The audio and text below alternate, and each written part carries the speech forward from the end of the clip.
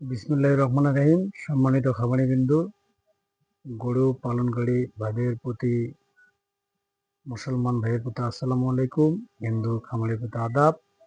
আমি এই মুহূর্তে এসেছি উত্তর কুমোরপুর ঢুংডুঙি হাট সংলগ্ন।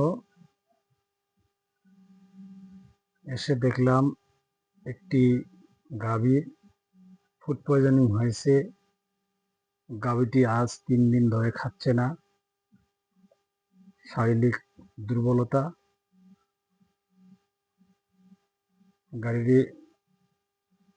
গাভীটির তাপমাত্রা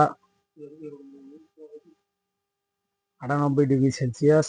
গাভীটি পর্যবেক্ষণ করে আমি গাভীটিকে স্যালাইন দিতেছি। আসলে আপনারা বর্তমানে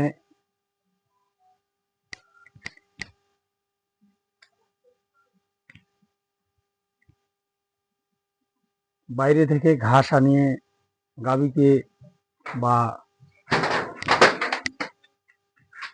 ঘরের গরুগুলোকে এভাবে খাওয়াবেন না। বাইরে থেকে ঘাস নিয়ে আসলে ঘাসে অনেক সময় দেখা যায়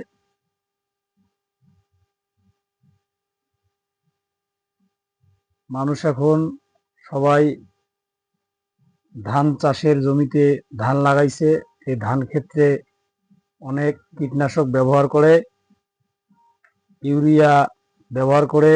এ থেকে ঘাসগুলি এনে এই গৃহপালিত পশুগুলিকে খাওয়াইলে ফুড পয়জনিং হয়ে যায়, অ্যামোনিয়া গ্যাস সৃষ্টি হয়। এগুলো ভুল আপনারা করবেন না। বাইরে থেকে ঘাস নিয়ে এসে এই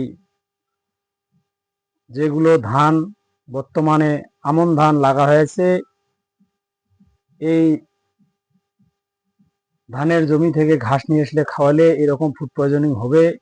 আপনাদেরকে সবারকে আমি সতর্কতা অবলম্বন করতে বলবো, যাতে করে আপনারা এইরকম ঘাসগুলি নিয়ে এসে গৃহপালিত পশুদেরকে খাওয়াবেন না।